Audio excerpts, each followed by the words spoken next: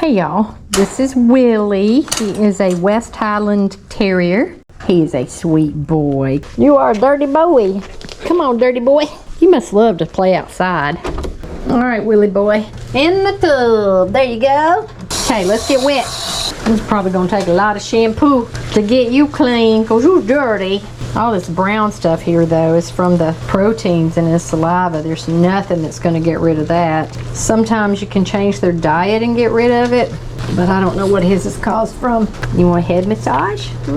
Yeah, that's nice, isn't it? Oh, that's so nice, isn't it, Willie? Willie is one of the sweetest Westies that I've ever done. Sometimes Westies can be a handful. They're terriers. I remember a long time ago, there was a client who called in and I asked him what breed the dog was, and he said, it's a West Highland Terrorist. I laughed. I was like, I've never heard that before, but I'm going to use it. Let's rinsey. Let's towel you off.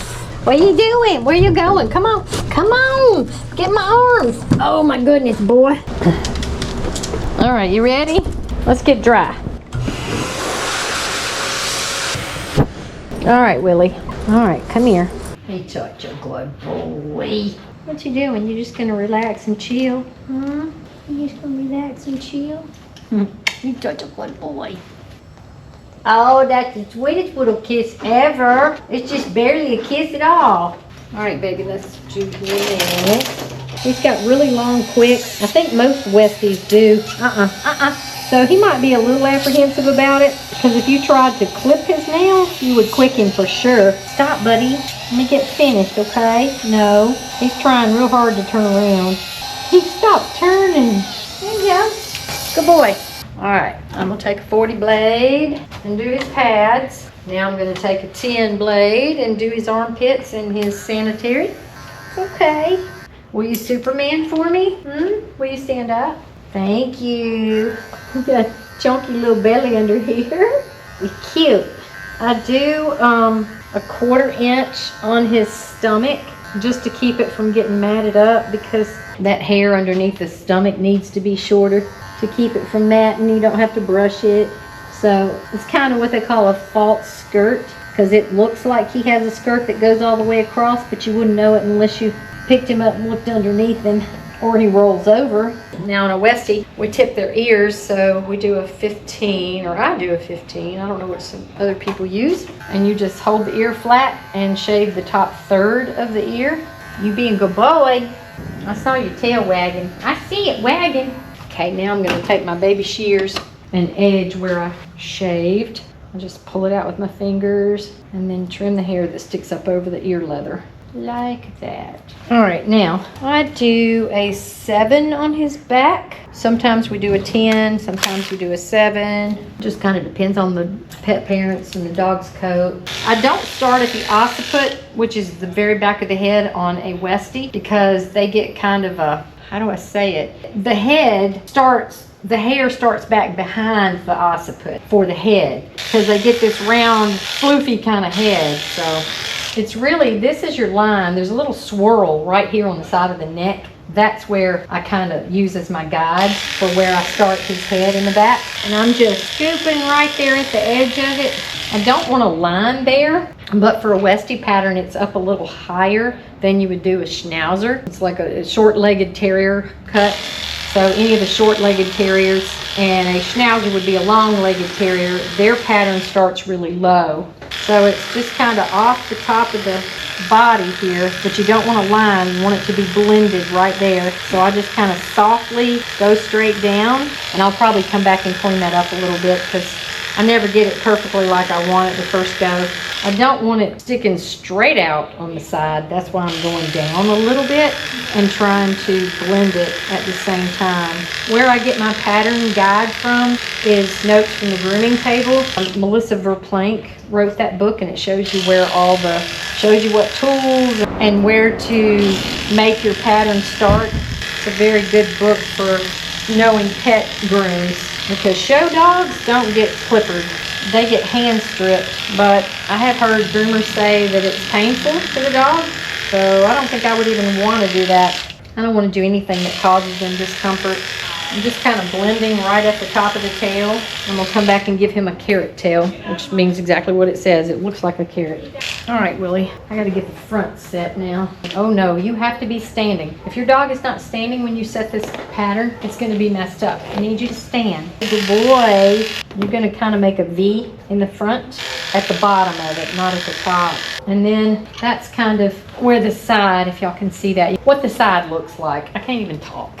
And then this side, it's kind of blended right here. I don't know if you can tell that, but it's more blended than, you don't want to see a real line right there. It's supposed to just blend into the skirt. Now, because we keep his furnishings short, which is his legs and skirt, I take a clipper comb over his legs. I do 3/4. We have figured that's the length that is good for his coat and the amount of time in between his grooms to keep it from getting matted up. We were going a little bit longer and it was just not working for his coat. And I'm doing it across his butt too. I don't do it across the skirt part, this part, because it looks kind of crazy when I do that. All right, and I do not take a clip comb over the head because I'm gonna hand scissor that because it needs to be long and poofy. In fact, I'm gonna do his head last because I wanna do his feet and legs first. Actually, I need to do the tail first, don't I? I'm gonna get my long curves and my chonkers. I'm trying to make his tail look like a carrot. So I want it to be wider at the base of the tail and then slowly taper to be shorter toward the top, like a carrot. You know how they're fat on the bottom? I'm not saying your tail's fat. And his mom likes a short carrot tail, so I'm trying to get it as short as I can here without losing the shape of it. It's kind of hard to do when I'm trying to make the base longer. Okay, pretty good. All right, now we'll start your feet. I'm using my curves right now to trim the back part of him. I am thinning the sides of his skirt out a little bit. I'm just going straight along the side and doing this back and forth just so it doesn't stick out. It doesn't look like a flea. And then I'm going to come back and shorten it. And I'm doing this with my chunkers. His skirt is too thick anyway. That's why it gets those little tangles in there. Your hair is just too thick for your good. That will also make it look more uniform to his back end and his back legs and all of that. Since I took a clip comb over that part. I've tried taking a clip comb over the skirt, and unless you're going super duper duper short, it just doesn't look right when you do it on the skirt. The legs is a different story, but the skirt just does not look right. I'm just gonna work my way, do the back half and then work my way forward. And when you cut the skirt along the bottom, it's kind of at a slant toward the front, so it would be higher up in the tuck up and then lower toward the front legs. His is not gonna have as pronounced of a line on his tuck up. I'm also kind of slanting my scissors right here across the side on the bottom so that it kind of gives it a little bit of a rounded. It kind of softens it simply because of how short his hair is or his skirt. I don't want it to be straight down. Okay, let me pick this foot up. Since he licks his feet and they're brown from him licking them, I am trimming those down some, just a little bit off the top. Not too tight, but cut some of that brown off. Why are you licking your feet, bud? Nervous habit? Now I'm going to create the V. I'm using my chunkers to cut off a lot of this in the front. Plus, I need to bulk thin it some too with the lay of the coat. I can let you sit for a minute. I don't know how good your skirt's going to look. I'll have to get you to stand up in a minute to see what kind of damage I've done with you sitting down doing it. That's a good boy. You are one of the sweetest Westies I've ever known. I mean, they are terriers, so they can be wild. They can be aggressive to people, to other dogs. Mostly they're sweet, but okay. Do your head now. I'm going to use my curves and my thinning shears and my curved thinning shears for your face. All right, Willie boy. You know what? That's bothering me. I'm going to get the stuff in between his eyes first, or across the bridge of his nose with my little baby thinning shears. I'm making a V right here in between his eyes. Kind of clean that out in between there. All right, now comb all this forward so we can make a circle here with my curves. Now I'm going to go around the outside of his head and just round that, like back here at the back of the head, just to kind of round that out and clean it up a little bit. Now I'm going to take my curved thinning shears and try to thin out some of this stuff while I'm rounding it. I'm doing this outer ear. I do this with all of my like Yorkies and Cairn Terriers if they get tipped ears. I hold the ear up and get this outer ear the length and the shape that I want. And then I will take the front part of the ear, I'll fold it, pinch it together, and then brush that part out, and then make the front part match the back part. I just trim whatever sticks out in the front. And then you have the ear that you want. That's the shape.